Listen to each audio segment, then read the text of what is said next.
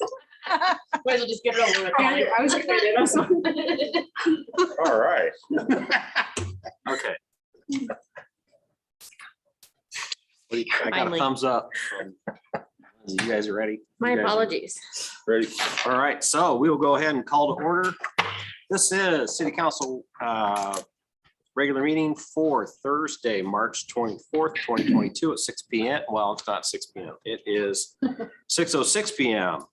Lindsay, would you call roll? Councilmember Lester, Here. Baker, Here. Reba. Here. Cool, Here. Livingston. Here. Mayor Tom Phillips. I am here. We have a quorum, so we will move on. Item number 2 is Pledge of Allegiance. Would you please rise and say the Pledge of Allegiance?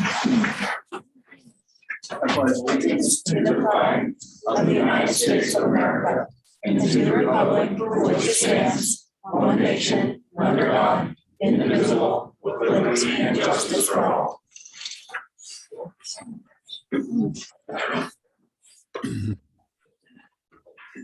Item 3 is approval of the agenda. Would anybody like to move any of the consent agenda items to the regular agenda? Hearing none, can I get a motion to approve the agenda? Motion. Second. Motion by Livingston, seconded by Reba. All those in favor say aye. Aye. Aye. All those opposed, same. Motion carries. Item 4 is welcome guests and public comment. Thank you all for being here tonight. I hope this helps you get your merit badges for the scouts that are in the room. We appreciate everybody being here. At this point in time, we'll go ahead and open up the dais for anybody who wants to speak to council about a non-agenda item. We'll give you a 3-minute time limit. We can't take action on those tonight since they're not on the agenda. Also, if you'd like to comment on any item in the consent agenda, now would be the time. Do you have any takers? Seeing none, we will move on. Item 5, we do have a couple proclamations tonight that I'll just summarize. We have a proclamation declaring March 30th, 2022 as Iowa Honeybee Day. And we have a proclamation declaring April 2022 as Child Abuse Prevention Month.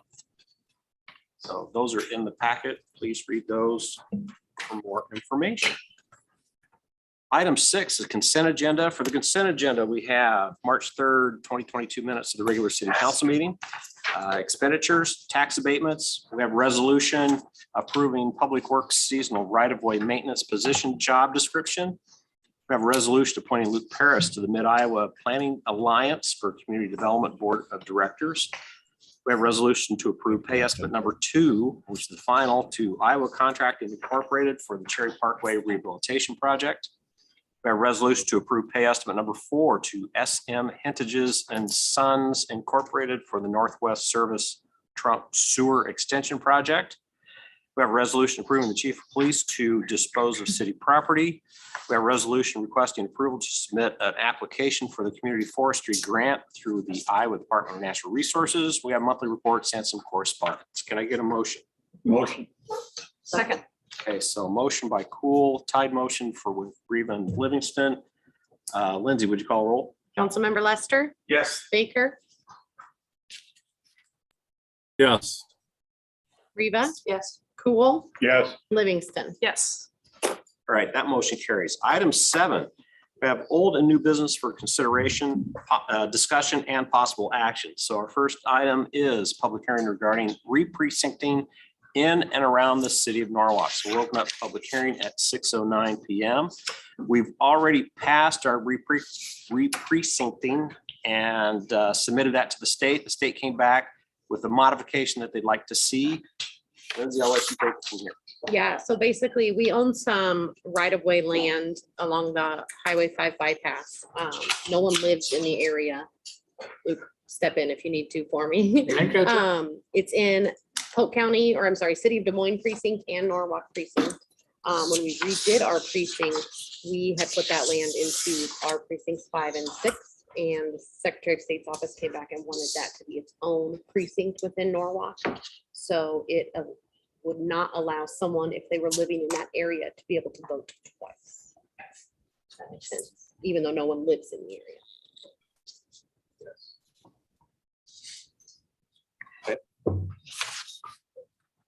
Have we received any written or oral comments on this item? We have not. Any other public comment? Hearing none, we'll go ahead and close public hearing at 6:10 10 PM. 7B is the first and possibly more readings of an ordinance amending section 3.02 voting precincts of the Norwalk Municipal Code related to voting precincts. We just had public hearing on the re-precincting, and this ordinance is going to codify that. Lindsay, do you got anything else you'd like to add? No, thank you. Right, any discussion or comments, questions from council? Just for the public to recall that we run community at large as far as the city position. Yes. So while precincting is important, it doesn't have a direct bearing on our city elections for city officials per se. Right. Yeah, just for where you vote. Yes. Any other comments? Hearing none, do we have any public comment? All right. Can I get a motion to approve first reading as presented? Motion. Second. Motion by Riva, seconded by Livingston. Any further discussion? Hearing none. Lindsay, would you call roll? Councilmember Baker, Yes. Reba, Yes. Cool, Yes. Livingston, Yes. Lester. Yes, All right. I'll make a motion to waive the second and third readings. Thank you very much. Okay, so I got a motion by Lester, Second. seconded by Riva. Sorry. Huh? Oh, okay. All good. Sorry, I didn't hear you. Who keeps What'd you score need? of that? I'd like to I don't, nobody. keeps track. I don't think. Nothing, we're good. Okay, Lindsay, would you call roll? Councilmember Baker, Yes. Reba, Yes. Cool, Yes. Livingston. Yes. Lester. Yes, All right, motion carries. Item 7C is resolution approving an agreement between the city of Norwalk and the city of Des Moines to include city of Norwalk territory located in Polk County and in Des Moines precinct 61 and Norwalk precinct 8. So Lindsay, please. Yes, let so us we know. also have to have an agreement with the city of Des Moines, since our land is in Polk County, to spell out the districts that it belongs in. We had also previously done this on the December 16th meeting, but now that this property is in Norwalk 8, we had to redo the agreement with Des Moines. Okay. What discussion or comments, questions do you guys have? Motion. Thank you. Second. Okay, all right. Motion by Baker, seconded by Livingston. Any further discussion? Hearing none, Lindsay, would you call roll? Councilmember Reba, Yes. Cool, Yes. Livingston, Yes. Lester, yes, Baker. Yes. All right, motion carries. Item 7D, it's a resolution approving the preliminary plat of Hughes Century Crossing Plat 5. So this plat is to the north of the Hollows building and includes a portion of the new Chatham Drive they will be building. Luke, do you have anything to add? Just that this does create two new streets in town, the extension of Chatham for its kind of first 350 feet east of Highway 28. And then the northern extension of Hughes Drive from Gordon up to that Chatham Street. And then one development lot kind of bounded by those streets as lot one of this plat. It does also then include grading work to the east related to the greater Hughes development. So if you look at the, I guess, grading plan there, you'll see the grading work that they're there. They're kind of shaping out a bowl to help direct drainage in that area across a future street and doing some of that work there. Okay, and then we've added a whereas to the resolution related to stormwater fee district. You want to explain that? Yeah, basically, our current enabling ordinance within code regarding stormwater districts has some wording on it that accepts out existing plats from any new districts that are created, which would create kind of a conflict with this plat, because if you remember, the council will be considering a stormwater district in the near future for this area, for the new area. So we wanted to avoid any conflict or any confusion with allowing this plat to go through, and perhaps somebody trying to argue that they don't have to pay for the fee district. So we're recognizing this resolution. I think you're at probably the next meeting, you're going to see an amendment to the enabling ordinance for the districts so we can address that situation. And we would have have the ordinance well in place before any final plat was approved by the city, but we just wanted, for the developer's purpose and everybody's purpose, to recognize, just be upfront that this is going to be subject to the stormwater district fees when those are put in place. Luke, did you have anything else? I think I cut you off. No, no, you're fine. I was done. Any discussion, questions, comments from? I have just one question, and it's on the north edge of that. Okay. That's not in the diligent piece, correct? That's owned by HH. Still, has that agreement, do you know, if those are, they've worked that out? Because I don't mind approving it, but I also stress, I want to make sure that they worked out everything. I am not aware of the status of agreements between Diligent and HH. Because they can't really put a road in on somebody else's property, even if we approve it. The Without HH approval. would need to, yes. HH would need to be Well, involved. with that. basically, HH would have to be a signer on this plat. So, I just don't want to stall the plat if there's an issue with that. yeah. Well, all your final plating documents, HH, since it's on HH ground, would have to be a, one of the applicants on plat, because. This is a preliminary, so. Yeah, this is preliminary, but definitely, Okay. you bring up a good point. I mean, this cannot be finalized without HH's consent. So if Diligent were to start spending money, it would be certainly advisable that those agreements are in place. I just want to make sure that we're on top of that piece of it. So, thank you. Also, wasn't this the section that included north-south bike path?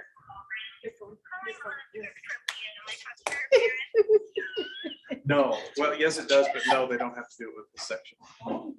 The bike path would be part of whatever development would happen on lot one. They would build the bike path at that point. That Well, what's the trigger on the bike path? We changed that, and Well- Tim was gracious enough to change it. then that was the east-west bike path on the easement. But there was the north-south piece But as did he well include north- that was part of, right? But that was all part of one. Oh, so It's, when it's, that, it's when the gym when the gets put in, crossing and the signal thing goes in, is that right? when the gym goes in. When the gym goes in, Yeah. all right. All right, as long as we have a commitment to it. What else? Thank you. Anything else? Any public comment? Hearing none, can I get a motion to approve the resolution? Second. Motion by Livingston, seconded by Reva. Any further discussion? Hearing none. Lindsay, would you call roll? Councilmember Cool, Yeah, Livingston, Yes. Lester, Yes. Baker, Yes. Yes. All right, motion carries. Item 7E is a resolution approving the preliminary plat of Hughes Century Crossing Plat 6. This plat is to the south of Subway and includes a couple lots and an extension of High Road and a new stormwater detention pond. Luke, what else do you have to add on this one? Similarly, couple new roads extending Hughes Drive south this time. High Road extension from its current development at East 17th over to Cherry. Creates one development lot out on the highway, which is called Lot 1 of this plat. A development lot to the south of High Road, which in the zoning would allow for some residential to happen in that area. And then out Lot X, which is where they're planning their stormwater detention basin for the southern area. And then all the infrastructure associated with that. And then again, the grading bounds going north and east and showing the grading of the sports fields for Heartland. And I guess I should have noted on Plat 5 as well, that did also include some of the grading of where our sports facility will be located. So these two together grade out kind of that entire sports complex site. So this lot 1 in plat 6 kind of mirrors lot 1 and plat 5. Kind of. Ish. I mean, it's Yeah. right, 2 different lot 1s. Two different lot ones, yes. Yep, this one would be opposite of Casey's where Cherry turns into Highway 28. Where the house used to be. And then this resolution, we've added the same whereas for the fee district into this one. And even though this one might not be in the fee district, we want the wording in there anyway. So when the engineering is done, if it is, or any part of it is. Okay. What other What other discussion or comments does council have? Or do we have any public comment? Hearing none, can I get a motion to approve the resolution? Motion. Second. Motion by Lester, seconded by Livingston. Any further discussion? Hearing none, Lindsay, would you call the roll? Councilmember Livingston, Yes. Lester, Yes. Baker, Yes. Reba, Yes. Cool. Yes. All right, that motion carries. Item 7F, the resolution approving the preliminary plat site plan for Marketplace Townhomes at Echo Valley. So this area is just to the south of Alice's Place, and I believe these are going to be more of an executive type of townhome. Luke, what else would you like to add? Yes, so south of Alice's Place on Marketplace Drive, kind of encompasses about half of that undevelopable area, or not undeveloped area. It is developable, that's why we're here. So again, half of that area will remain undeveloped at this time. The project itself is 40 townhome units that'll be built out in 3 phases. The plat, I think, denotes the phases on one of the first pages there. Essentially private streets, 4-unit townhomes. I think there's a couple 3-unit ones in there and duplexes as they fit them in. But other than that, pretty straightforward townhome development. There is space for the cart path that we've talked about through all the different developments on Marketplace. It's kind of there along Outlot Z, and you can see they're doing a connection up into their development as part of it. This is just providing the easement for Capola to come in and build it at some point in the future. So they won't be building it as part of their project. And we do have their engineer and the developer here to answer questions. Questions, discussion, comments from council? What's, Want to go first, Brian? yeah, I was just wondering about their time frame, if they had an idea yet. Come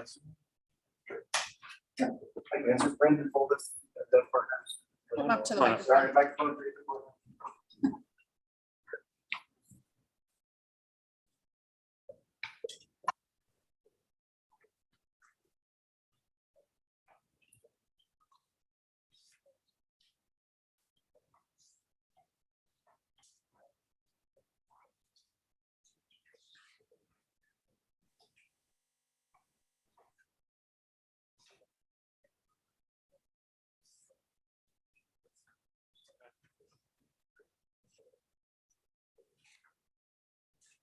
I have questions about larger vehicles, specifically garbage trucks, school buses, and fire equipment. You can get in, but it looks like you have to back out. I mean, is everybody okay with that? No. Okay, so is there something being done to address the fact that you can't get out once you get in? It's been addressed on a plan review, and I have not had a chance to review those back from the developer. Did you guys address that issue? Yes. We had talked about either a T turnaround at the end of those or sprinkling buildings, or what were some of the other options? Yep.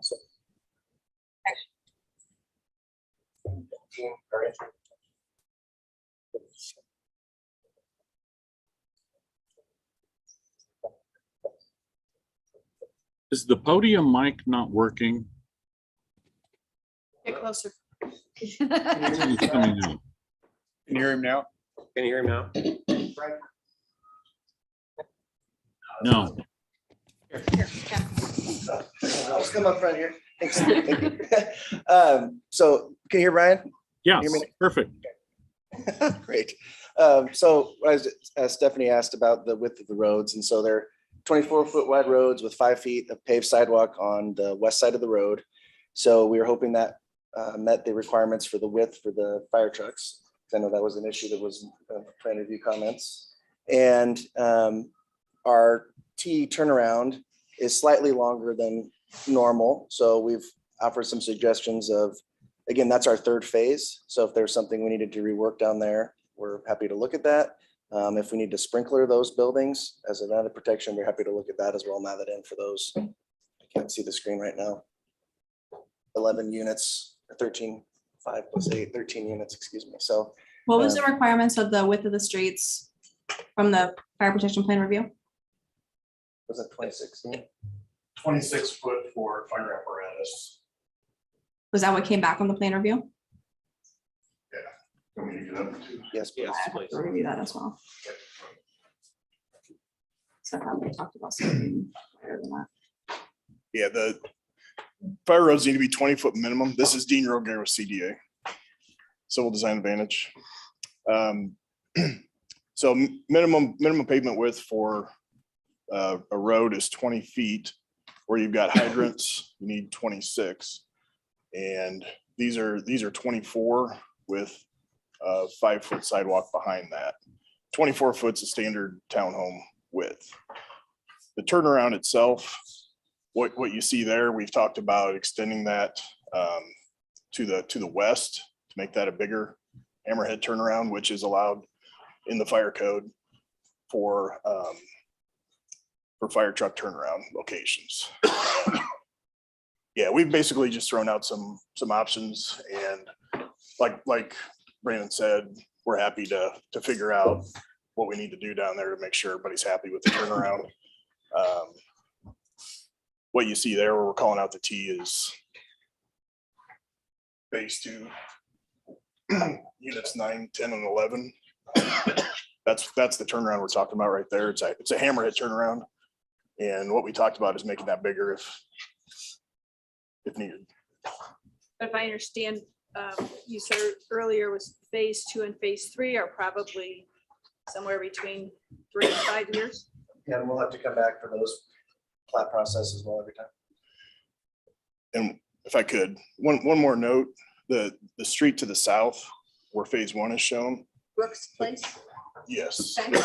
that is going to connect through a future commercial development. So there will be another access there that'll give people 2 ways in and out of the whole development at that location. So just make sure that's clear. There is another connection that will connect back into Marketplace Drive in the future.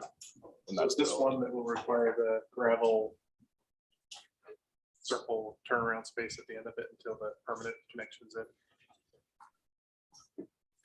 Yes, Okay. we would have a, because I'm pretty sure that's longer than 250 feet. So.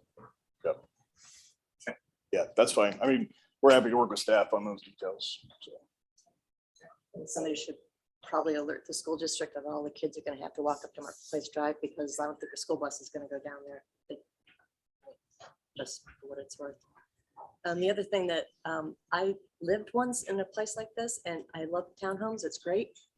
What I didn't like is I could never have more than one person over at a time, because there was never any place for my guests to park. So we've got 2-car garages, and as best I can figure out, you have enough room for a car to go in front of the garage, so you can fit 2 guests there. But where else does anybody park? They can park on Marketplace, which is okay for the buildings, the A buildings, but your guests aren't going to want to walk in the snow and the rain down to the back. And so I was wondering, is it possible to extend any of these dead ends to provide at least some parking? You got to have some place to put snow too. So I wouldn't live someplace like this if I looked at that plan, because I know what it was like to live there, and it was a nightmare. You never have anybody over. So just something to think about is, how are you going to accommodate people's guests? Appreciate your feedback. Personally, from the developer, we'd rather have smaller driveways and have it more of an urban feel. But we're working with the city requirements. So we have 25-foot deep driveways, and we're doing a 26-foot wide or 24-foot wide street with a 5-foot sidewalk. If we could have it, what we prefer to do and what we think the market demands, we have it much more dense, closer to the private alley type feel, like you get in a bigger city. We're trying to bring something unique to Norwalk. These are high-end, nice finishes. Imagine Gray's Landing, but in Norwalk, adjacent to the golf course. Our garages are in some cases 28 and 25 5 feet deep. So we have extra bonus space for a golf cart or bikes to fit. So they're not your standard 2-car garage is 22 feet deep. So there's room for storage. So hopefully people will be able to park in their garage here. So it's been very thoughtful. And we're spending a lot more money to make sure we have bigger garages. Again, people can park in their driveway, but there is, like you mentioned, room for 2 cars. So we feel that it's adequate for the buyers that are looking to move to this location. But again, with the fire code and staff, I know with that through planning and zoning, it was required to work with city staff and for all the code requirements, we're very happy to do that. And again, we've sent some options. We just haven't heard anything back yet. And we've actually got a sketch of the larger T turnaround that we've sent in as well. And Jennifer, maybe I make sure that we're getting connected to you because if something's going to the wrong spam or something, Yeah. that could be what's happening here because it might be a large file. So. Yep. And I don't believe the city has parking requirements for townhomes. And I don't argue that there's great parking for the owners. What I'm saying is, have you considered other parking? Because this is essentially an apartment project, I mean, with the density. And I think that we're gonna have some unhappy people down the road who can never. I guess. That's all. I had a question. What becomes of your outlots there? So the future phases are still owned by the United Properties, who is the land seller in this case for this project. I know we've made sure to rough grade, so everything's ready to go for that southern lot. I can't speak exactly for what they'll do, but we do know we're going to tie in that road, Brooks Place, into another connection. And potentially could be, I don't know, I can't speak for that, so I don't have that in your contract. So potentially you would like to be able to go further north and continue that street. And Well, we can't go further north because there's a new building there. So our lots, that's why we can't stop on the north, the 55 plus centers there. And we could go south though, potentially. That could be a future 4th phase, but yeah, that's just an idea we have. The United Properties controls that and they'll decide.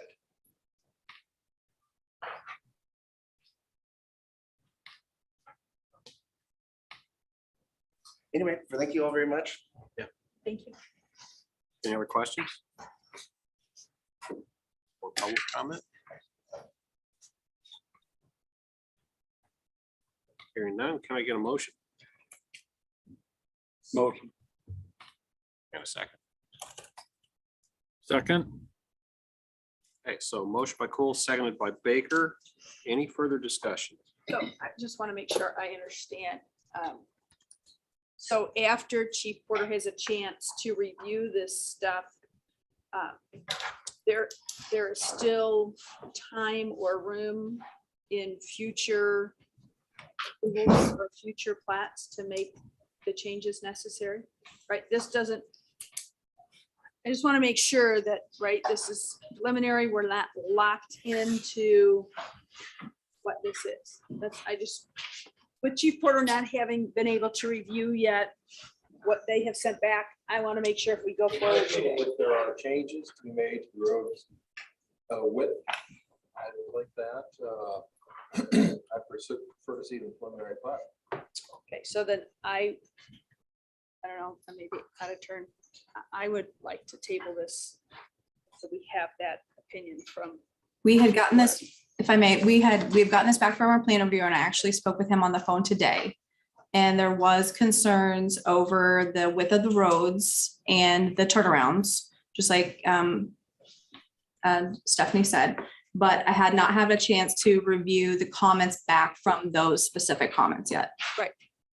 Right, so as it stands right now, with what you have reviewed, there is still concern. They might have addressed. They the may have addressed concerns, them, but I you haven't- had correct. a chance to review that. That's correct. So I would like to table this until next session, until Chief Porter has an opportunity to review that and we can be sure that we are all satisfied. So I might be out of turn, but Would you like to? That's fair. How about if I withdraw my motion? And I'll withdraw as well. I'll make it a motion to table. Could we have it approved, subject to approval of the fire department? We sent our comments back a couple of weeks ago on this, and as you guys all It would- know, time is money. I would like to see that other hammerhead ending or whatever. I agree with Stephanie that it just kind of ends into nowhere. I would like to see the end result of that. Okay, so I'll make a motion to table it until it's updated. Okay, so I got a motion by Cool. Second by Livingston. Any further discussion? Hearing none. Lindsay, would you call roll? Councilmember Lester? No. Baker? Yes, Reba? Yes. Cool? Yes. Livingston? Yes. All right, so that motion is approved to table, so we'll get going with it next time. All right. Item 7G. Improving agreement with Stratus Building Solutions for janitorial services. Lindsay's been running with this, so I'll let her present it to council. Yeah, so we've been working with the, well, we've been sharing services with the school district, and it has become apparent that we and they both need more help than what can be provided. So we went out for RFP. We sent 6 RFPs out to different companies. We received 4 back, and after reviewing them, I guess I should say those 4 companies also did come and look at all of our facilities. After reviewing the RFPs, we decided to move forward with recommending Stratus Building Solutions. They currently clean the library, and Jean has been happy with their service thus far, and they were also the least expensive. On average, we pay, well, we will have to pay about an extra $1,500 a month for Stratus instead of using the shared services with the schools. Jean Kelly would like me to let you know that she would be doing a budget amendment for these 3 months, ending out this budget, and that we would have to amend next year's budget by $18,000. Any questions? Yeah, questions?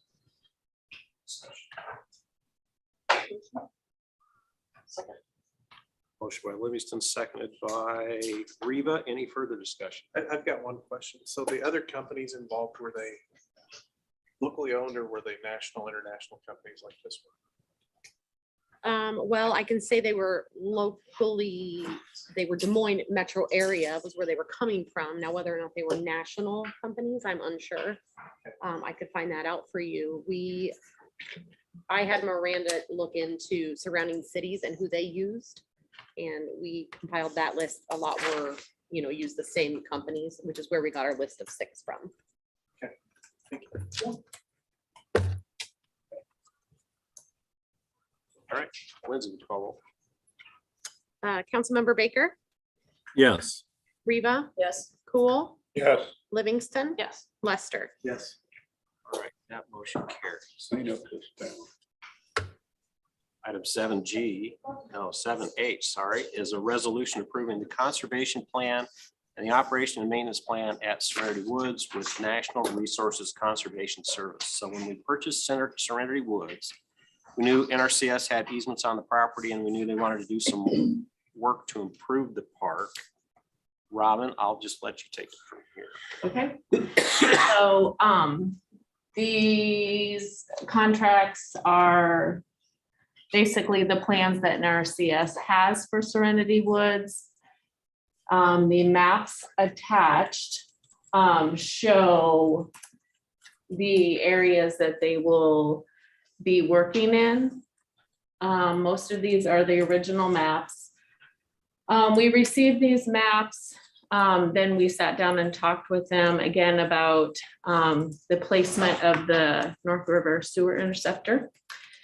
Good news is the initial communication that NRCS has had was that things look like we can move on through the process. So we've received approval for the very first initial step to basically allow us to go through the 2 to 3 year process to allow us to construct the sewer interceptor through this easement. After that meeting, they adjusted these maps. So they did not adjust their conservation plan. They're still going to be have the same plan. They just adjusted 2 of their plots.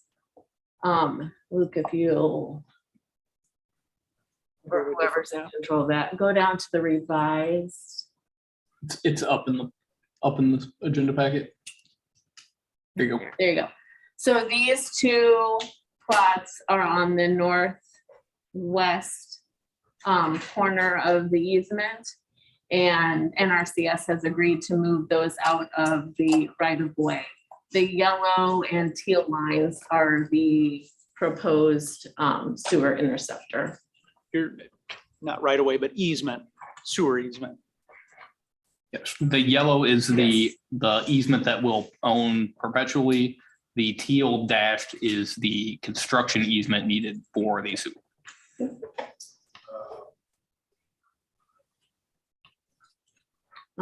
Any questions about any of the?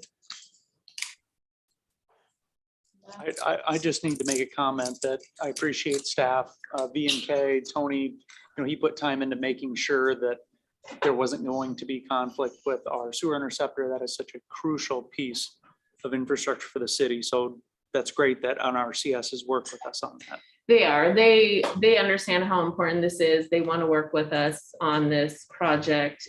They have agreed to work with us and help us through this process because it is a very detailed and lengthy process that we'll have to go through to try to get that area vacated so that we can install that.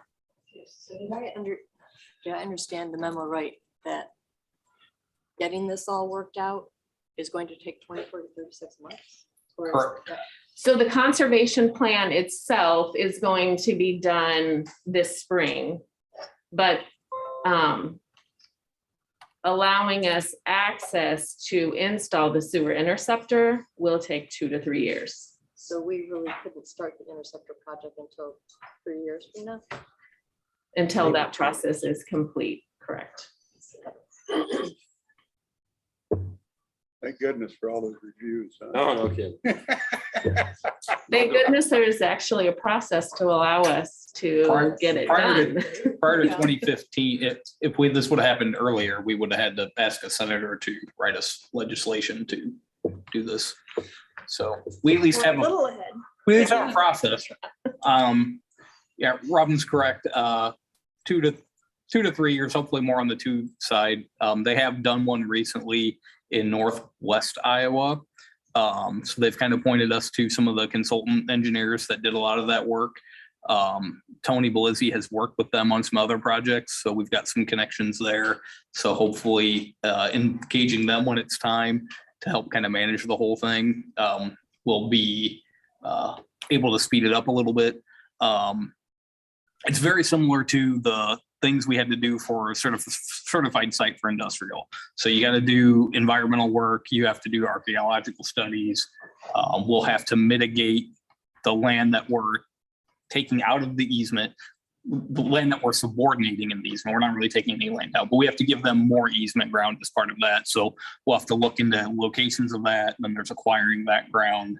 That ground has to be surveyed and all that stuff and have all of their normal environmental work to do. So lots of different steps through that. I talked with the NRCS staff this morning about that process. So we are on to the next step. And they've given us the thumbs up to do it. So Great. So even though we have the thumbs up, would it be better? I mean, could the interceptor possibly go north of this or in a different route? Or is this is just, everybody's agreed this is the best place for it to go? Be patient. part of what we had to do was evaluate alternatives. And I mean, this is the only location, like NRCS wouldn't even consider it if there were alternatives. One thing we might be able to do to help cut down on some things is that east-west stretch, like right when we hit the property boundary, that might be able to get pushed up some so that we would have the easement on the Dunn property. Tony was looking at some options for that. doesn't really matter that much. We were hoping that maybe it would reduce our easement requirement and then it would jump us into a different category of working with the NRCS, but it didn't. So if our easement request was less than 2% of the area, then we could do a simpler process that was quicker. We're sitting around 4%. If we move that, it gets us to 3%. So and we're still gonna have some conversations with them and show what that looks like, and maybe they're willing to be flexible. So that's one of the things we're gonna do through that process is maybe get it out of this current 3-year process we're working on and get it to something else. So.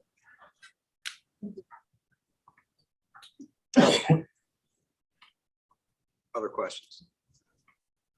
Discussion? Or any public comment? Hearing none, can I get a motion? Motion. Second. Motion by Livingston, seconded by Reva. Any further discussion? Hearing none, Lindsay, would you call roll? Councilmember Reba, Yes. Cool, Yeah. Livingston. Yes. Lester, Yes. Baker. Yes.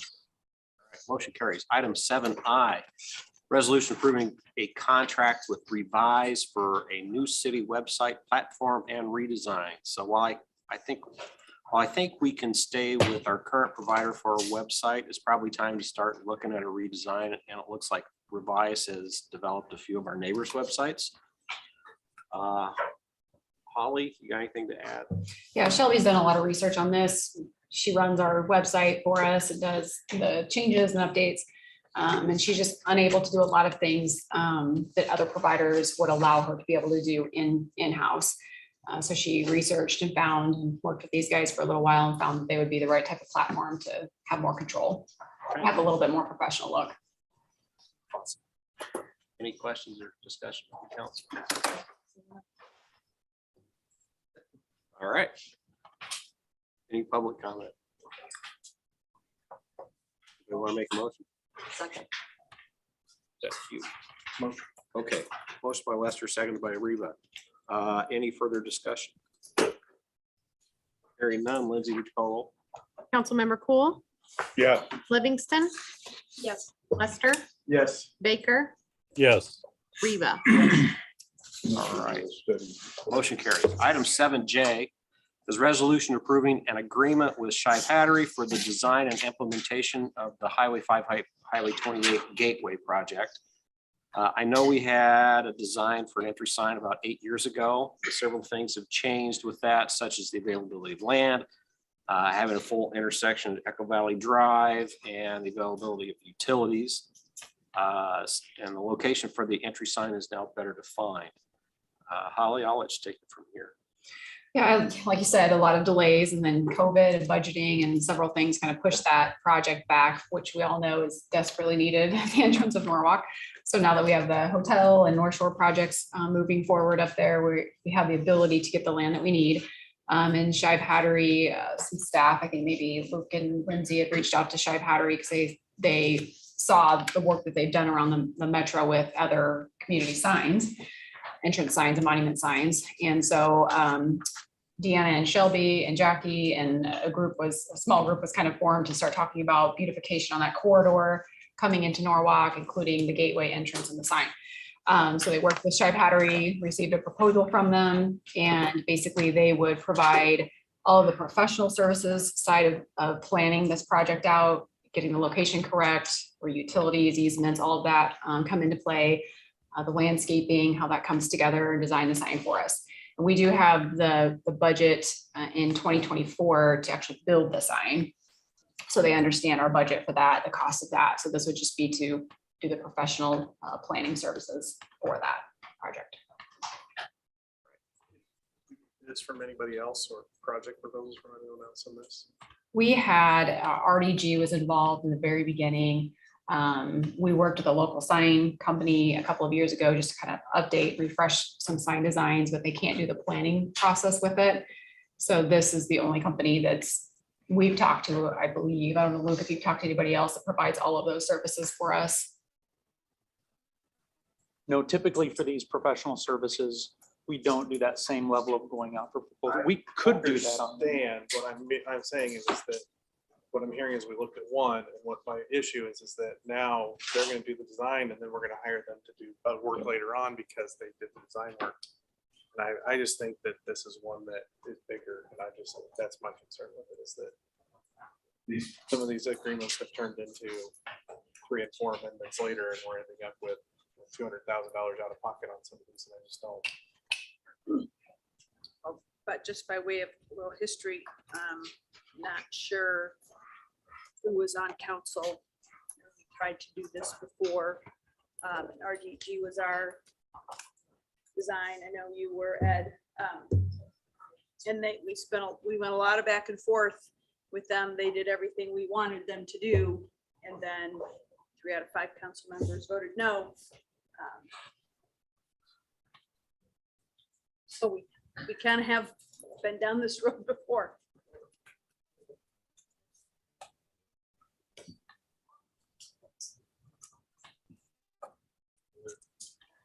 That's my only concern with this, is that we picked one and we didn't go really talk to anyone else about it.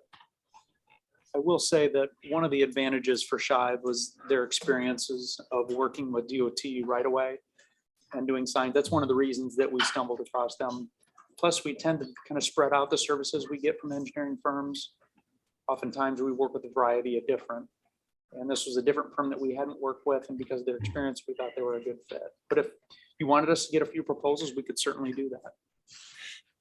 I'd imagine that this company probably has some experience with nearby communities, doesn't it? This sign company has some experience with nearby communities. Yep. They did Now, walk. probably in your thinking too. So, And they've worked with our district with the DOT. Correct, yes. I'd remember we're in District 1 now, yes. So yes, our district, yeah. I guess I understand David's concerns, but I don't own in this particular case, you know, having been on the tail end of the last experience, I guess I'd like to see this moved along. And completed. I hear about this a lot at home. And not having a sign for the city. And, you know, I guess my opinion is that I'm okay with how we're doing this and move on down the road. I don't know what anybody else thinks. Any comments from any others? Yeah. Good.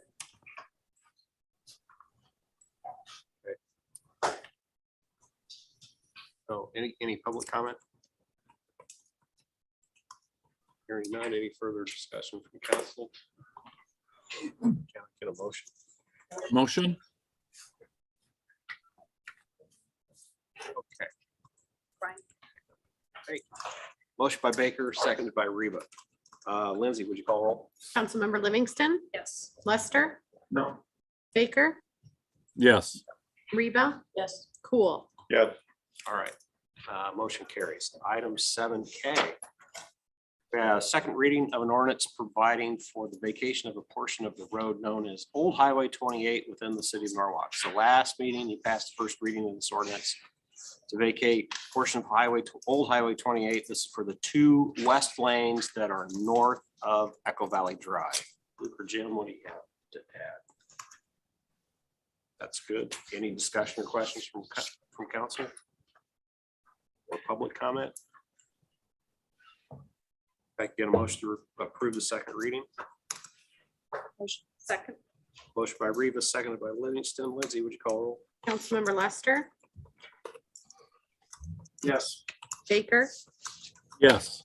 Reba, Yes. Cool, Yes. Livingston. Okay, motion carries. Item 7L is second reading of an ordinance amending the official zoning map of the city of Norwalk, Iowa by rezoning 106.81 acres of land south of Beardsley and east of 80th Avenue from AR Agricultural Reserve to R160 Single Family Residential. So we approved the first reading at our last meeting. Luke, Paris, what would you like to add? Anything? Nothing. All right, any discussion or questions, comments from council or public comment? Hearing none, can I get a motion to approve second reading? Motion. Second? Motion by Cool, seconded by Reba. Lindsay, would you call roll? Councilmember Baker, Yes. Reba, Yes. Cool, Yes. Livingston, No. Lester. Yes. All right, motion carries. Item 7M. It's the third reading of an ordinance providing for the division of taxes levied on taxable property in the 2022 addition to the Norwalk Urban Renewal Area pursuant to section 403.19 of the Code of Iowa. So this ordinance sets up the TIF district for Norwalk Central. Luke or Holly, got anything to add? Any questions, comments from council or public comment? Hearing none, can I get a motion to? Motion. All right, motion by Cool, seconded by Reba. Lindsay, would you call roll? Councilmember Reba, Yes. Cool, Yes. Livingston, Yes. Lester, Yes. Baker. Yes. All right, motion carries. Item 7N. It's third reading of an ordinance amending chapter 175 zoning regulations regarding fireworks sales. So this zoning change is to limit fireworks sales to M1 zoning district. Councilmember Cool mentioned at the last meeting that if vendors would provide ordinance from other cities, we consider those, and several were included in the packet. Ed, what do you think? I saw those and I had a question about them. I noticed that one of those set a distance limit for sales, right? So I was curious about that because I wanted to see that. So I had an opportunity to discuss it with Mr. Doder here and also with the city manager and reviewing the requirements of the state code. It's my opinion that that ordinance probably would not be legal anyway, the one that set the distance. Because we don't have the authority to set distances in accordance with the city code. I mean, the state code, it takes that away from it. So barring that, I appreciate the information, I really do. But I don't see that there's any way out the way the state code is written. I really don't. We're constrained. All right. So Jim, did you get a chance to look at those? Yes. All right. So it didn't look like, some of them, it didn't look like there were any limitations on the zoning district where they were allowing temporary structures. Did I read those right or no? Well, some of them didn't. Well, it seemed like there were some that were mixed around just, there were distance requirements on lighting, which is excluding the sound, as far as impacting them. Okay. That's not what we're talking about here. Lighting them off because it's clear under our Iowa law that cities can address whether you can set them off. It's sales that we're talking about, so there were distance requirements with lighting them off, so that's all we want them to have. Yeah. That's not really relevant to what we're looking at. The other ones, as far as, I think there was one that had distance as far as you can sell a certain distance from a residential structure. I think they had a setback requirement put in there and stuff like that, but so yeah, there's a city out there that did that. I don't know who advised the city, but I think that clearly, if that were challenged, it wouldn't hold up in court. I mean, in the last litigation involving fireworks, where a firework company sued cities over their ordinances, it was clear that those type of restrictions couldn't be used. Our only ability to address fireworks specifically is play. Luke Paris or Chief Porter, do you guys got anything to add? I have nothing further. Nothing specific, just we talked a lot about distance things and that was kind of where we started with the staff thing, but I just wanted to bring it back around that was a initial inkling. We never got a chance to even discuss that with Jim because quickly in a lot of our discussions, that safety concern was brought up again. And that's really what brought us to the M1 district. Wasn't so much trying to find something other than the distance. It was really what happens in an emergency situation here, and are these the right locations for that? That still allows the sale of fireworks. For the community. You know what I mean? People can still access. So what questions, discussions does council have? So still say, I feel like we're looking at this too narrowly and we're looking at it just for fireworks. And my viewpoint is that I'd like to see temporary structures be addressed and they can be, because we could put a limitation on temporary structures so many feet from a residential piece, correct? Not addressing fireworks, I'm addressing temporary structures. You could if it truly was temporary structures in Yeah, general. so then if we did that with all temporary structures, then I think that that's the fix, and that's what I was trying to get across last meeting, that I don't think I did very well of, but I'm looking at it more from a temporary structure standpoint. All of them, not just fireworks. I don't want to regulate the fireworks side. I want to take the temporary structures as a whole and make that be so many feet from residential properties. But since our discussion. We just, Fireworks. What I'm saying is that I think this is bad. And I think that we need to look at temporary structures rather as a fix rather than this. Because temporary structures would require every temporary structure to be that route on a commercial property. I don't know if we really want to do that.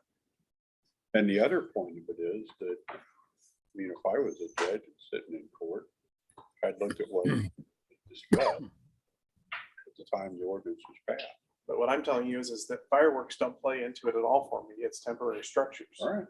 And the greenhouse, if it's the fairway greenhouse that's 23 feet from a residential property line, it's too close.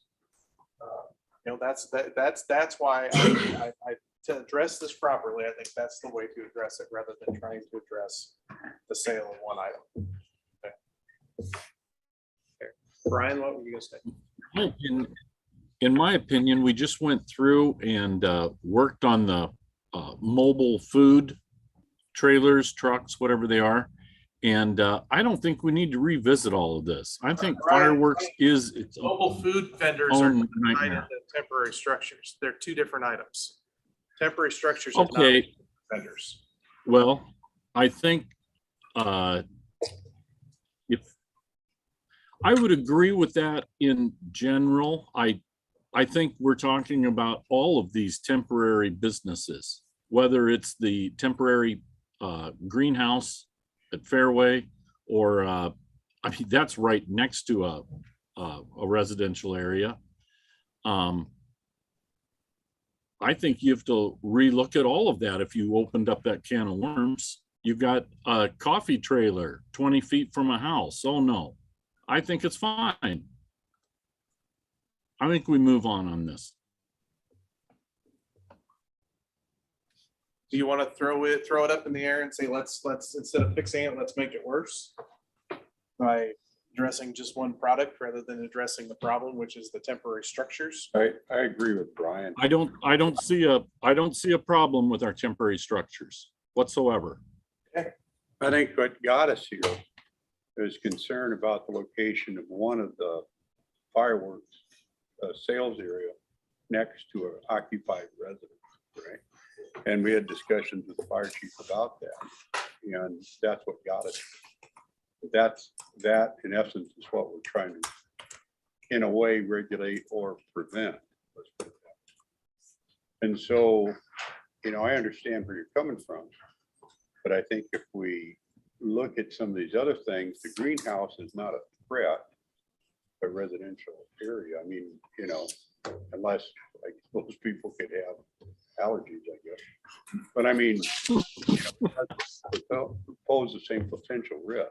So I don't know. I just think we have to be mindful of what it is we're trying to deal with here and prevent. I don't know how everybody else. Right. I view it as addressing a safety issue. And I agree. I mean, a greenhouse or the tropical snow cone building, to me, those aren't safety issues. Fireworks are a safety issue. I mean, I wish we had someplace else in town Right. that worked for zoning for M1, and it's unfortunate we just don't have a lot of places. I don't want to not allow fireworks to be sold. That's not my intent of doing this at all. But I can't get past the safety part of it. So that's where we end up. Then maybe in the future, as we develop, there might be more areas that work for that zoning. I think the sale of fireworks is the least of the safety issues when it comes to fireworks. I think the proprietors take great care to ensure that they do everything they can to be safe. Have, in my opinion, an inadequate response to the discharge of fireworks. And that is a far greater safety hazard, in my opinion, than the sale of fireworks. So we have said over and over again, we're hanging this on safety. We haven't had safety issues with our stands. I think they take great care to ensure that we don't have safety issue in our stands. And we're telling our stands they can't sell because the homeowner next door might shoot off fireworks. I think we're backwards. That's my opinion. I don't support the legislation. All right, good. We heard from everybody now. That's good. All right. Any public comment? That's, should be working. That one should be working. All right. This one should be. Tap on it, you'll be able to. Thanks again for your time. I know this has been repetitive. Can you state your name? I'm Jim- sorry. Absolutely. Jim Hector, J&L Fireworks, Windsor Heights, Iowa. A lot of good discussion. I'm not going to sit here and repeat our concerns with the amount of financial layout that's been involved already from the Polino company. The amount of work that staff has done. You'll hear briefly from Heather, who's operated this tent. A lot of good discussion. Biggest suggestion is we got work to do. You don't have a good M1 presence for us. We've tried. We would encourage you again, the third time, the third ordinance reading. Please delay this and work through this for this season. Thank you.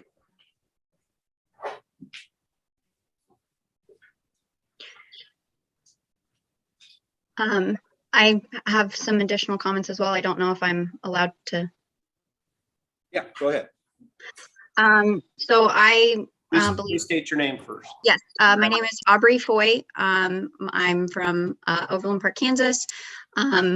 I believe I was the one who supplied the city ordinances to the, the clerk and the lawyer and things. So I've done, the research on this, trying to help the city, be able to feel comfortable with your safety concerns. And then also wanted to provide the information that I went to all of the landowners and business owners in the M1 districts, as well as looking at some of the other properties there, like the school bus barn, which we would not be allowed to set up on because it's school property and things like that. And checked off every single, property that is available there in those M1 districts. And there is not a business owner or property owner that would allow us to set up. And so if you concise it down to the M1 district, there would not be a place for a stand to be in or around Norwalk. And so even just asking to open up possibly another zone, like a lighter industrial zone where, maybe the fruit plan is that, maybe we could continue pursuing other businesses where there would be a possible spot for us, or another suggestion of opening possible other places up for, a flat grassy area where the city of Grimes requires stands to bring in gravel. So that way then there's a surfaced space on top of a grassy area. Just, some other possibilities to continue to allow us to be in or around Norwalk, because if we're limiting to the M1 districts, there will not be a spot for anyone there. And so I just asked to delay it or continue to have talks with it. As the other gentleman stated, that, there is some financial issues about, the timing here, that we're already ready to go for this year. And so, it'd be great if we could continue to discuss another place for us to be. Thank you. Thank you. Hi, everyone. I'm Heather Swanson. Waukee, Iowa. That just made my heart jump, made my stomach jump. And what I need to share with you is that this is my livelihood. I've built this business on my own. I'm not Bellino Fireworks. I'm not $1 million company. This is my small business that I have in your town. I'm 100% commission. So what that basically means is that you're giving me less than 90 days to relocate my small business as a female business owner. That is not enough time. She just said, we've tried to make calls. There's not a business willing to do that yet. It's not enough time. So I would be out of business. Your vote would put me out of business. So if I can't make that happen, that's detrimental to me and to my family, and to everybody that I hire. I pay over $12,000 a year out of my pocket, out of my commissions and labor. So you're not just putting me out of business, you're putting everybody that I hire. I personally developed an LLC for this business. I've loved the city of Norwalk. For the first time in 5 years, I drove down here with knots in my stomach. I didn't sleep last night. Stress, fear of the vote that you're going to make tonight and how that impacts me. So I needed to come here to let you know that. I couldn't even come to the last council meeting. I was so devastated from the first one. The name of my business I'm going to share with you is called Karmic Enterprises. I just pulled enterprises because I thought it sounded good. Karmic, C-A-R-M-I-K. C-A-R is my grandson's first three initials of his name, Carson. M-I-K is Michaela. My dream is for them to inherit this business that I hope to still have. I've spent over $32,000 in the last 4 years in this business for Norwalk. I have advertising, I have marketing, I have business cards, I have a website. I draw citizens to your community because they trust me. They like me. I'm kind of likable in most cases. One video that I did alone had over 5,000 views. Now I can't imagine that was 5,000 Norwalk people. I bring people to your community. I've considered moving here. I rent storage from you. I have to. I have 35 pallets that we hand built for our stand to make it safe. Keep things out of the rain so they're still in good firework condition. I've already had citizens contact me because I have such a good rapport with them about pre-ordering. Just today, I had somebody call me and wants to spend $10,000 in a pre-order of fireworks. From what she just said, and from what Jim has told me tonight, none of the businesses in your new zone will even return our call. I would be out of that business. That commission would go to somebody else that hasn't worked as hard as me, because all the other contracts are signed, the all cities are spoken for, the stands are spoken for. I would be done. The other concern is, I mean, I can't even tell you how my stomach just dropped when I heard about the tornado, and I'm in Waukee and I'm watching that on TV. My heart went out to you. My prayers were all for you. And then the next, what goes to my head next, what are we gonna do? You're putting us in this zone. Where are we gonna go? Right now, I have contacts with 6 of the businesses surrounding Capel's Ace Hardware. They're ready for us. I have residential friends that I have made that have their basements ready in just a minute notice for us to go. We would have no place to go.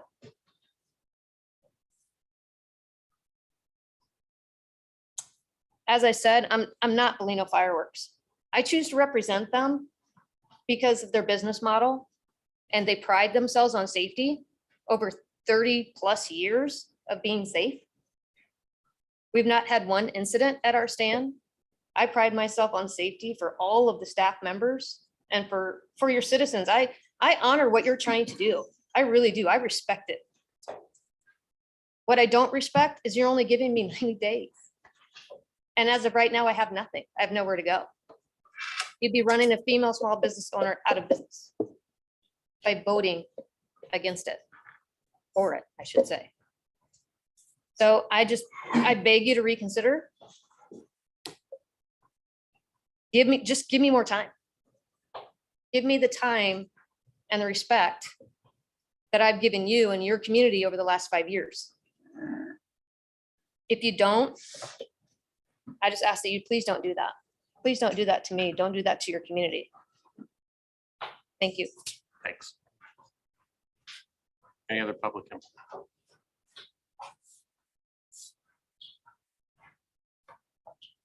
All right, hearing none, I would entertain a motion to approve third reading of this ordinance.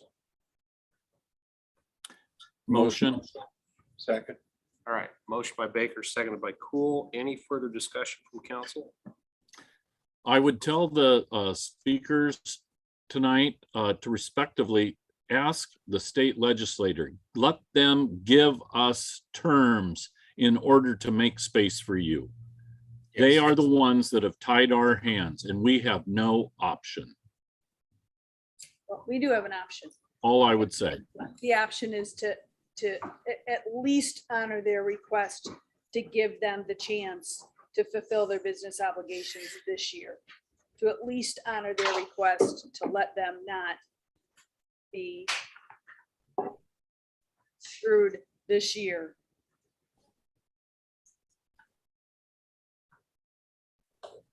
Anything else? Hearing none, Lindsay, would you call roll?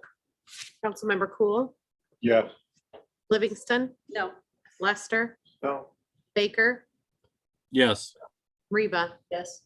All right, that motion carries.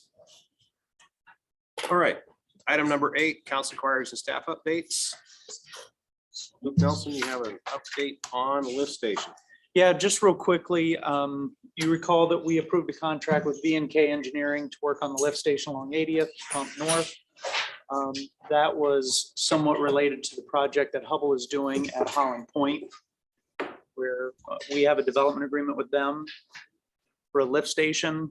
Ours was intended to essentially replace that. That doesn't quite fit their timeline. They've come up with some alternative solutions. We had a meeting with them earlier this week, coming up with some other ideas.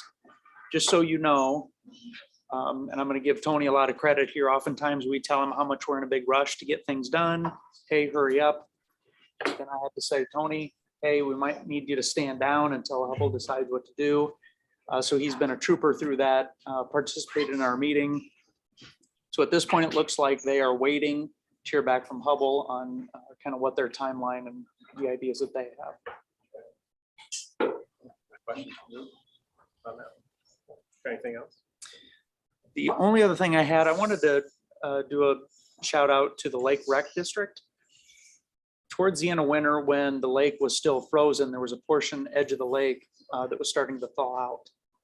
And it drew some concerns from adjacent residents thinking, wow, that's near the city's sewer pipe that was just installed. Is there a sewer leak? So that got some folks worked up. The Lake Rec District worked very well with the city. Even the county sanitarian got involved. It was fully investigated. There is no issue. It is groundwater that's found its way down the path of where the sewer pipe was installed, causing that to thaw out. But even one of the Lake Rec District owners actually went out there himself to take samples and send it in to have it tested. So it was just a good outcome. Good. That's all I have. All right, thank you. Good. Holly, development agreements. Yes, so we are to the point now where the developers, we have 2 sets of them, so we'll have 2 separate development agreements, and they are ready to start moving these drafts forward so they can hopefully try to break ground sometime, maybe late spring if they're really lucky, but probably more into the summer. So the Huseman family, Huseman Construction LLC, that's the group that we've been working with. You know, we started out with cobblestone and then they switched brands, which I don't know that they'll necessarily announce until this agreement is in its final form. So they have been the ones we've been working with all along. They're purchasing 5.5 acres, the exact from in North Shore. And so they will be subdividing that, having an outlot parcel that they will have a commercial structure on that outlot as well, which could either be a freestanding restaurant or a retail center. And then the larger parcel to the north will be the hotel. And so they've been working with another group for a national brand hotel. And they're getting ready to sign their franchise agreements and move everything through and finish up the purchase agreement for the land with the landowner.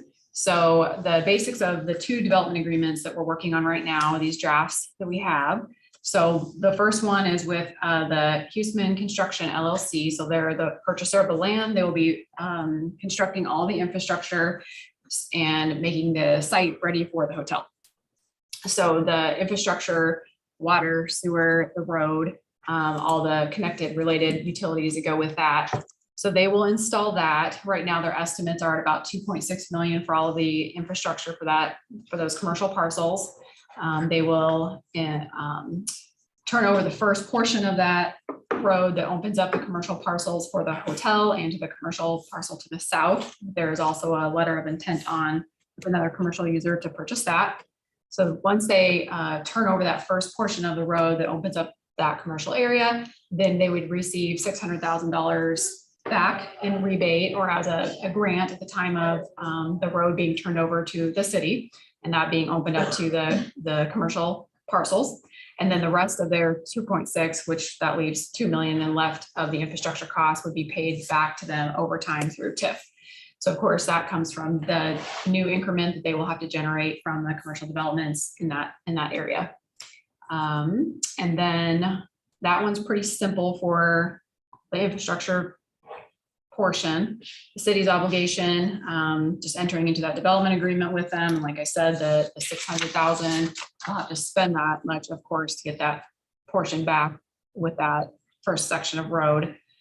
We did we are acquiring that DOT right-of-way land for $127,000, but they will be paying the city back on some level of this, however we end up working it out through TIF or whatever to get that right-of-way piece for the road. So that is that first one. That's the first development agreement. And then the second development agreement is with the hotel group. So again, we'll announce that names as soon as these terms are approved. So right now the LLC is called Norwalk Hotel Associates. So they will cause the construction of a 4-story, 41,000. I had a couple of errors in my numbers in the original drafts, but it's 41,000 square feet, 4 stories. It's actually 82 rooms. I think I had 83. So 82 rooms. They'll have an indoor pool, outdoor patio, all the fixins for a nice hotel. The developer will enter into a minimum assessment agreement for $6.5 million for the hotel, and they'll invest approximately $12 million into the hotel project.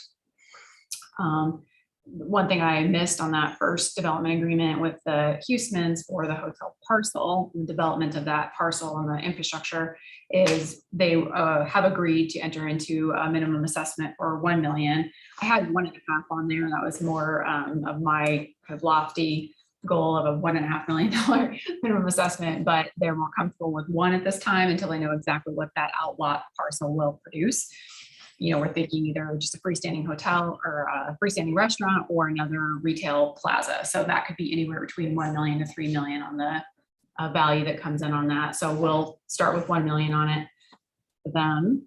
And then for the hotel incentives, the city will use TIF and we will provide up to $4 million total in their incentives, with $1 million being at the time of C of O. So the hotel is built and open, $1 million.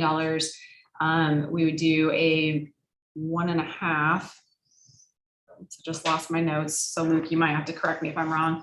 1.5 million in hotel motel tax rebates over 10 years. I just lost my sheet. I don't remember if that was the total I amount. think it said 50% of the hotel motel tax rebates up to, was it 1.5? 1 or 1.5. Let me see if I can. Yeah, pull I it think up. Sorry. I don't remember anymore.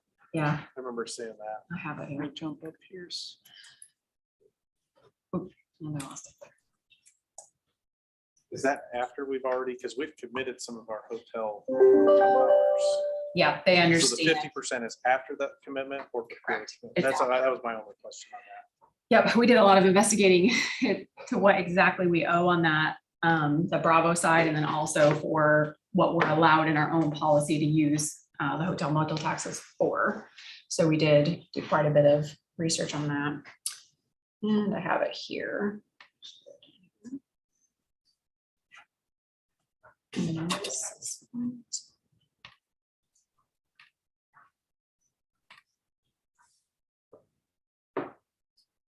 Sorry, these are 100 pages.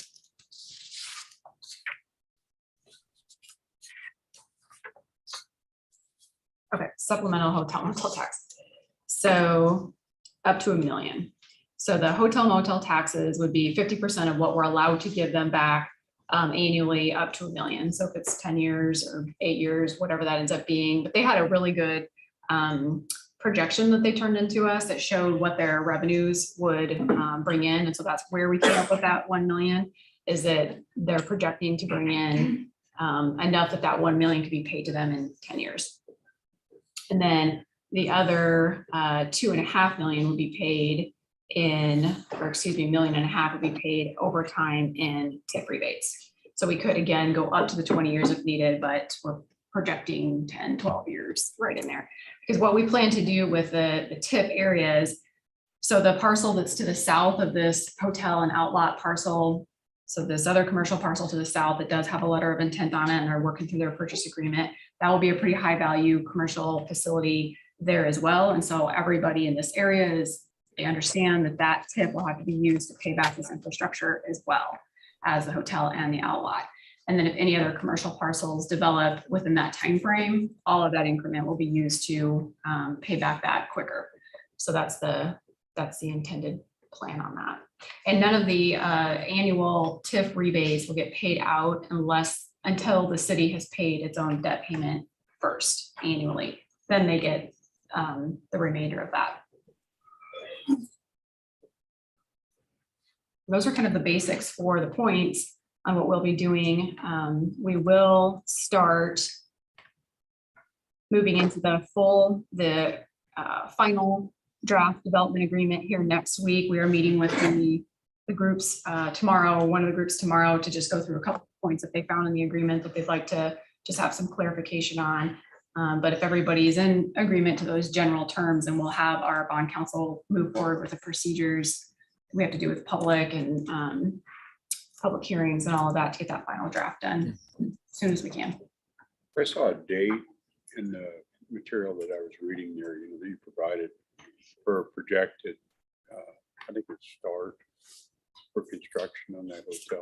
Yep, they do. And is that something that then is a binding sort of thing in this development agreement? We usually have a projected date timeframe in the development agreements that we want them to hit as kind of mile markers. We don't penalize them or anything if they don't hit those specific dates, because they don't get paid unless they produce. So it's kind of on them to get there quicker. And the timeframe for that, 2024, I thought. yeah, it's pretty aggressive. So March 24th, that's today. And then between now and April 1st, they will be submitting their franchise application to the flag. And then between April 30th and May 15th, they'll purchase the land from road contractors and the right of way from the city, or however we have to transact that. And then complete the hotel franchise. May through June, they'll break ground, hopefully, on the North Shore infrastructure.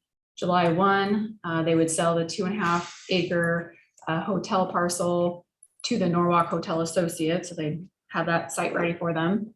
And in September of 22, they'd finish the North Shore infrastructure and begin construction of the hotel. So fingers crossed, if things move quickly, they could start construction by September. And then September to October, finish construction of the hotel and prepare for grand opening of 23. So a year later, they'd be open. That's the plan. Thank you. Mm-hmm.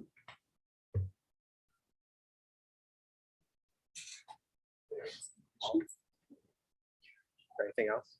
The only other thing I think we already mentioned is this will help us get our monument sign at the beginning of our entrance versus a mile south. Yeah. Cool. Jack. Brian? Nothing. Lindsay? No. All right, Robin? Nothing, sir. All right, Gene's here, Gene's. Chief? Just quickly, Officer Williams in the police academy has about a month left, and she's doing fine from all indications. And we are advertising for police officer. We're looking for one candidate. We have 26 applicants. 2 of those are certified, 1 from Iowa, 1 from Kansas. That's all I have. Good. Hey, Chief, I appreciate you disposing of those vests that way. Yes, that was a quick opportunity that we jumped on. The only thing we planned on using them was to put them on a mannequin and shoot at them to either prove or disprove that they work. They still work. Okay. All right, cool. Chief? Nothing, thank you. Luke? Yeah, just a few things with community development. February's building permit numbers, we had 26 single-family permits and townhomes. So that brings us up to mental math 47 for the year currently. So just in 2 months, we're at 47, almost 50. So that's pretty solid. Permit wise, last month in February, we did 178 total permits that weren't just single family. So that's your fences, your decks, all your other stuff that we do. Code enforcement, just really looking at some rubbish issues that we're dealing with and some tree issues from storms and such. So working through those. Planning wise, we've got our steering committee for the comp plan tomorrow at noon. So they will review some of the amendments we made to the future land use plan after our joint session, as well as the more finalized draft chapters. After that, we'll kind of finalize everything up and then work on the process of having an open house for the public. That'll kind of be our last kickoff point for public input before we bring things back for approval. So that's winding down. And then what was the last thing? Oh, this morning and afternoon, Elliot and I presented to the AP Human Geography class at the high school on new urbanism and just kind of city planning stuff in general. So that was a fun opportunity. I could not make it through a presentation with high school kids without getting asked about hiking. So I thought maybe that would be the one time I didn't get asked about it, but it wasn't. So. Honest for a while. Yeah. Actually, I have one thing, Mayor, and I've been thinking about this. The naming of things. Okay. And my understanding is that the council has the authority to name things, public infrastructure things like that. Right? That's where the authority rests. And I guess I've got some concerns about the process we use. I don't know if I'm really enamored with the name that's been selected for the new athletic center. That's just me. And I was surprised one day, I was driving through the new addition down there in Rhodey's Landing. And I saw the street named after a good friend of mine who's still alive, Bean Yorty. Used to work for the city. I mean, he's a good friend of mine, and you know, it surprised me, I guess. And so I was wondering if you might ask the staff to consider a process where this is, I guess, in my mind, maybe a proposal comes up to us with a nomination of 3 different names, let's say, right? And the city manager or his representative might be interested in taking the time to query the city council members prior to our meeting to determine that those names seem rational and acceptable. And that from those 3, we select whatever names we select. I mean, that would be one method of how to do it. I don't know as we want to get involved in necessarily the naming of streets in the additions, unless we've got something that really calls out to us or stands out to us, the need to do it. I would be hesitant at naming a street after a living person. And part of the reason for that is that it might be a way to curry favor, or, you know what I'm saying? It just doesn't feel right. Okay. The other thing, I mean, unless they want to donate $2.5 million for the new athletic center, then, you know, it might be, you know, Pepsi-Cola Center or something. Yeah. But, you know, I just think that we need to get more of a handle on that. Because right now I just feel like balls are coming past us here. Okay. Yeah. And we're not necessarily calling the pitch. You get my drift. Anyway, that's my opinion. I don't know what anybody else thinks about it, but I don't see how it could hurt to have more of a constrained system when it comes to it. So let's put, just as a quick discussion on a work session, to talk about things. Okay. That work? Yep, thank you. Yeah. Because I don't think we want to get into the business of actually gaining streets. We have the opportunity, well, we'll discuss it during work session. Yeah. Yeah, the Parks Department has a pretty thorough naming policy and we want to use that as a. Yeah. Thank you. Anything else, Ed? Nope. All right, David. I'm actually a little surprised we made it around to me without mentioning the tornadoes. So I want to start by saying, great job, staff, because you guys all, every department was stepping up and doing things, the police, fire, the public works folks. I apologize. I didn't mention that. It was so long ago. It feels like forever, and it was right after our last meeting. But you guys, everybody stepped up. It was stat, and just I want to make sure I share that with everybody publicly that you guys all did great. And, it's amazing the videos that I've seen and the destruction that happened, and we had no lives lost here in Norwalk, thank goodness. Yeah, it's a super deal. But just good job to all you guys. And my only request, and this is a small one, is that our PR person maybe communicate to the elected officials ahead of, because I'm sure she was talking to you, but I'll just be honest that I didn't see anything until the first thing I got was from Luke on Tuesday or Wednesday. That was the first official thing from the city. And that would be my only request, is that we're getting information before it pops on Facebook, because that's real great when you see it on Facebook and somebody's asking you about something that's been on Facebook for 20 minutes and you didn't even know about it.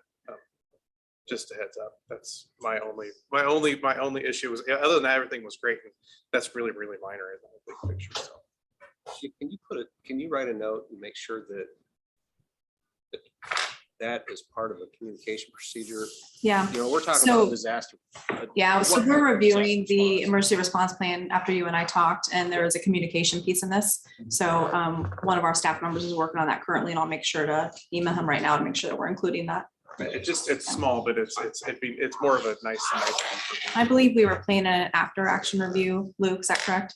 Say that again. We're planning an after action review. Yeah, in fact, that's, Anyway, so we'll I'll add be that to the reaching out list. to you and the others tomorrow to get that set up. Yep, so we'll add that. Thank you. Yeah, we're gonna give your personnel some time to write down, to get the response plan down. Yeah, the response plan is going to take a while.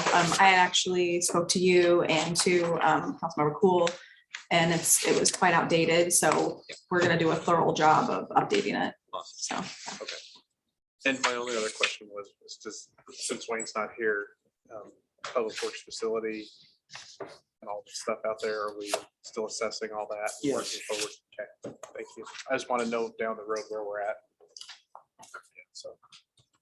We will, as part of our follow-up action report, we will supply that to council and let you know kind of the ins and outs of how things went, where things went right, where they went wrong.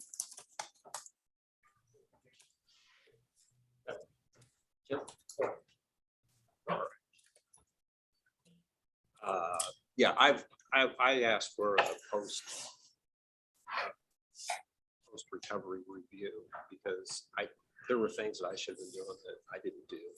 So I think we need to get the plan down and exercise the plan every once in a while, just so that whoever's sitting in this spot or in your spot knows what the plan is and knows knows what to do to execute it. You know, you can learn so much from the after action review. Oh, yeah. And the other piece of it is for you to consider as a kind of a follow-on thing, maybe. The county will do tabletops. And tabletops can be discussion groups, or they can be, work through pretend session. They can do it either way. But either way wouldn't be a bad thing. Do you remember doing NIMS 100? When you first came on as council member, did you do that? Doesn't sound familiar. Okay. All right. That's fair. But that's a long time ago. It's you. That's interesting. We got Echo right there. That was you. Echo. YouTube. All right. That was you on YouTube. Little delay. No kidding. With that said, that's all I got. I would entertain a motion to adjourn. Motion. Second. Motion by Livingston, seconded by Riva. All those in favor, aye? Aye. All opposed, say. We're adjourned at 7:41 PM. Thank